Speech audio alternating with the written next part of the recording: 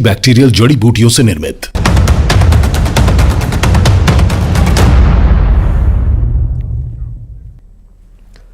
नमस्कार, स्वागत है आप सभी का। आपके साथ मैं हूं पुनीत और चलिए खबरों की शुरुआत करेंगे। सबसे पहले बड़ी खबर की करेंगे बात।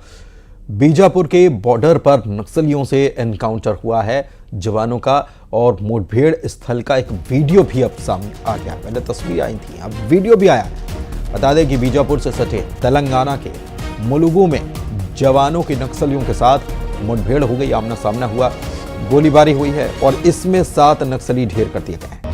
एसपी सबरीश घटनास्थल पर पहुंचे और जवानों का हौसला भी बढ़ाया गया। एसपी ने जवानों से मुठभेड़ के बारे में बातचीत भी की। देखिए इसकी पूरी तस्वीर, पूरा वीडियो आया है। ये मुठभेड़ पूरी हो चुकी है और ये तड़के मुठभेड़ हुई थी। उसके बाद जब एसपी और तमाम आला अधिकारी मौके पर पहुंचे, देखिए तस्वीरें पहले देख लीजिए, तस्वीरें फिर करेंगे बात इस पर। देख सकते हैं हम कि किस तरीके से यहाँ पर ये जवान जो इस एनकाउंटर में शामिल थे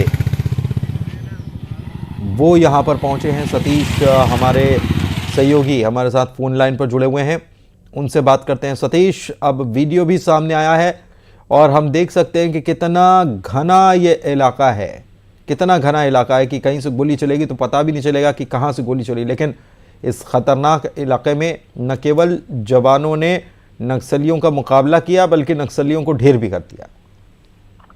आपको बता दूं कि इलाका काफी खतरनाक इलाका है, क्योंकि खास करके तेलंगाना और छत्तीसगढ़ की सीमा में जो ये इलाका है जहाँ मुठभेड़ हुई है, वो इलाका भौगोलिक परिस्थिति में ठीक विपरीत है, क्योंकि वहां पर पहाड़ी है, घना जंगल है। और दरअसल नक्सली भी उसी इलाके का चयन करते हैं जहाँ पर घनी पहाड़ी हो, जंगल हो, छिपने की जगह हो और वहाँ साथ साथ जो पानी की सुविधा हो।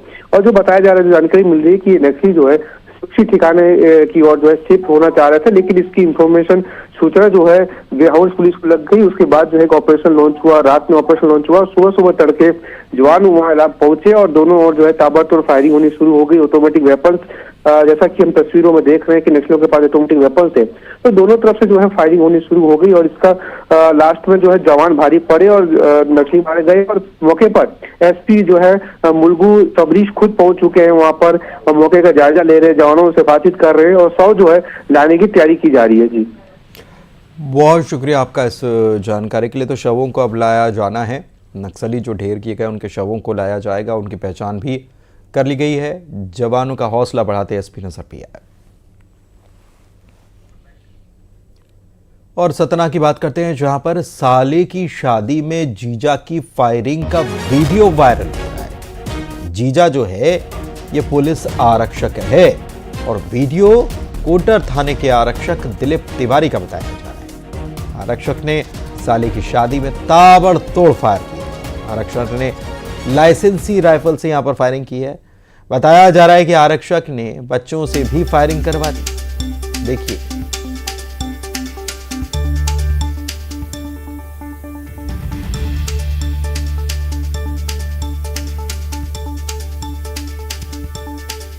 तो जीजा जी भूल गए कि जीजा जी है, लेकिन साथ में आरक्षक भी हैं और पुलिस खुद लोगों को रोकती है।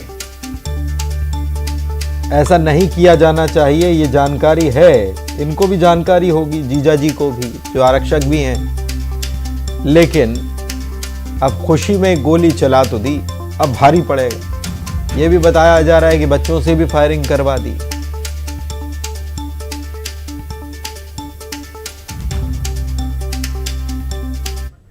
मध्य प्रदेश में छात्र संघ चुनाव को लेकर हलचल है और छात्र संघ चुनाव को लेकर मसौदा भी तैयार हो गया है और कुछ एकेडमिक विषयों पर चर्चा होनी बाकी है। इंदर सिंह परमार का दावा है कि जल्द ही इस पर भी सहमति बन जाएगी। और 2017 में एमपी में छात्र संघ के चुनाव हुए थे। 2023 में मौजूदा सरकार को मोहन यादव ने प्रस्ताव भेजा था।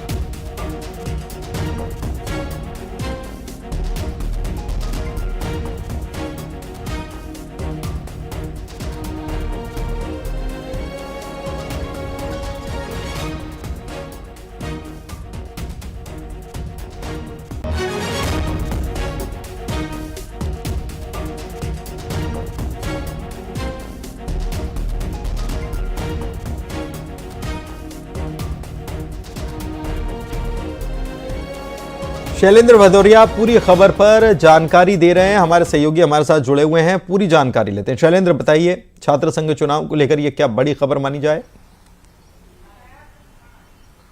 बिल्कुल, निश्चित तौर पर देखिए, मैं बात करूं तो मध्य प्रदेश में 2017 से लेकर अब तक छात्र संघ के चुनाव नहीं हुए और जो छात्र संगठन है, चाहे वह अखिल भारतीय विद्यार्थी परिषद हो या फिर एनएसयूआई हो, लगातार ये मांग करती रही है कि जो कॉलेज कैंपस है वहां पर छात्र संघ के चुनाव होने चाहिए, ताकि देखिए उससे एक तो छात्रों में जो नेतृत्व की क्षमता है वो विकसित होती है, इसके साथ ही जो कॉलेज की या विश्वविद्यालय की जो समस्याएं होती है उनको उठाने के लिए एक कोई ना कोई आपको एक मुखिया चाहिए होता है, लेकिन मुखिया लंबे समय से मिल नहीं पा रहा है। लेकिन जिस तरीके से अब मध्य प्रदेश सरकार के उच्च शिक्षा मंत्री इंदर सिंह परमार का जो बयान सामने आया, उन्होंने कहा है कि विभिन्न सामाजिक संगठनों से बात हुई है, इसके अलावा जो यूनिवर्सिटीज है उनसे भी बात हुई, उसके बाद जल्द ही एक कोई बीच का रास्ता निकाल लिया जाएगा, सहमति बना ली जाएगी, उसके बाद मध्य प्रदेश में छात्र संघ के चुनाव आयोजित किए जाएंगे। अब देखना होगा कि ये छात्र संघ के चुनाव ये सीधे प्रणाली से होते हैं, प्रत्यक्ष प्रणाली से होते हैं या अप्रत्यक्ष प्रणाली से होते हैं। देखिए, अगर मैं बात करूं तो 2017 में जिस तरीके से चुनाव हुए थे, जो क्लास मॉनिटर बनाए गए थे और जो टॉपर्स है उनको नॉमिनेट किया गया था और उनके माध्यम से जो है वो छात्र संघ के अध्यक्ष और उपाध्यक्ष सचिव और सह सचिव का चुनाव किया गया था। लेकिन इसके पहले अगर हम देखें तो डायरेक्ट चुनाव होते आए हैं, नहीं जो स्टूडेंट्स पढ़ते हैं वो सबके सब अध्यक्ष और उपाध्यक्ष और जो दूसरे पद हैं उनके लिए अपने मताधिकार का प्रयोग करते हैं और उसके आधार पर जो है वो पूरा एक जो संगठन का जो खाका है वो तैयार होता है, अध्यक्ष से लेकर सह सचिव तक का। लेकिन उन छात्रों के लिए एक अच्छी खबर ये कही जा सकती है जो लंबे समय से इस बात का इंतजार कर रहे थे कि छात्र संघ का चुनाव हो। देखिए, राजनीति के लिहाज से भी देखें तो छात्र संघ कुछ अध्यक्ष हो या उनके चुनाव को राजनीति का पहला कदम माना जाता है। मध्य प्रदेश में भी देखें तो कई ऐसे जो बड़े नेता हैं, इवन मैं बात करूं तो मध्य प्रदेश के मुख्यमंत्री डॉक्टर मोहन यादव की, ये भी छात्र संघ से ही निकलकर आए, छात्र राजनीति से निकलकर सामने आए हैं। तो ऐसे में छात्रों के लिए एक बड़ी समस्या ये हो गई थी कि लंबे समय से छात्र संघ के चुनाव नहीं हो पा रहे थे, तो ये कहे कि राजनीति में नई पौध जो है वो निकलकर नहीं सामने आ पा रही थी। लेकिन अब जिस तरीके से मध्य प्रदेश सरकार के उच्च शिक्षा मंत्री का बयान सामने आया कि जल्दी सामंजस्य बना लिया जाएगा और छात्र संघ के चुनाव कराए जाएंगे, तो ऐसे में जो छात्र संगठन है उनमें खुशी की लहर दौड़ गई है। जी, तो खुशी की लहर देखी जा सकती है क्योंकि बहुत वक्त हो गया छात्र संघ के चुनाव नहीं हुए थे, लेकिन अब मसौदा आया है तो अब देखना होगा कि हो सकता है कि इस पर कोई जल्दी फैसला भी हो जाए। आज से भोपाल से गोवा के लिए डायरेक्ट हवाई सेवा शुरू हो जाएगी, यानी कि डायरेक्ट फ्लाइट भोपाल से जाएगी। बनाऊं फ्रेम चेंज कर रहा हूं फाइल माफ कीजिएगा, फ्लाइट की बुकिंग पहले ही शुरू कर दी गई थी।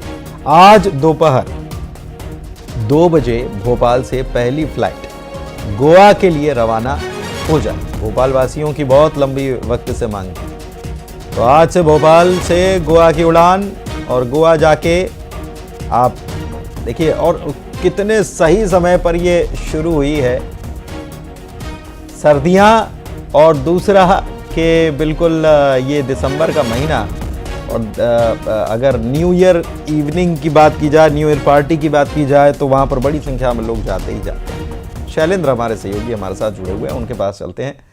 शैलेंद्र, आप भी टिकट कटाएंगे क्या? क्योंकि आज से एक भोपाल वासियों की बड़े लंबे वक्त से मांग थी कि फ्लाइट शुरू हो गई शुरू।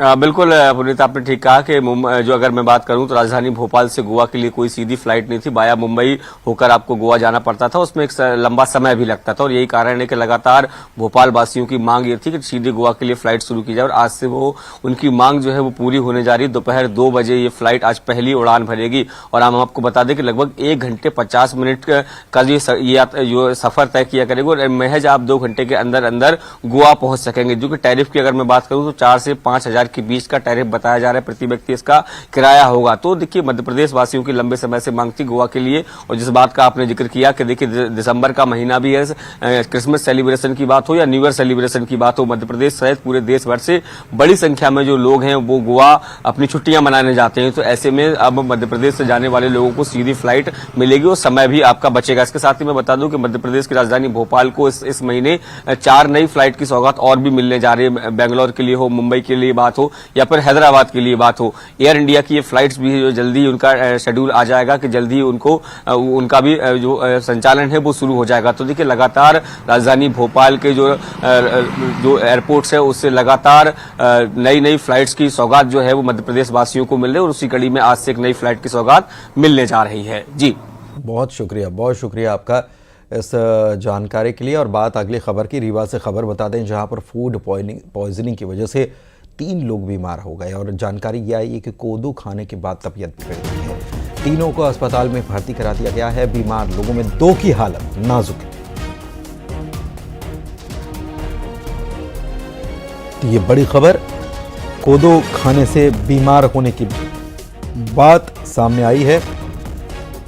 इससे पहले आपको याद होगा कि हाथियों की मौत हुई थी और हाथियों की मौत के मामले में भी ये जानकारी निकलकर सामने आई थी कि हाथियों ने कोदो ही खाया था, उसकी वजह से उनकी तबीयत खराब हो गई और एक एक करके फिर तो ये कोदो में दरअसल एक रासायनिक तत्व जो होता है वो बड़ा घातक होता है, ऐसा डॉक्टर्स जानकार बताते हैं। और ये इन लोगों ने भी कोदो ही खाया और इसके बाद इनकी तबीयत बिगड़ी है। अब इनके स्वास्थ्य पर डॉक्टर्स जो हैं वो नजर बनाए।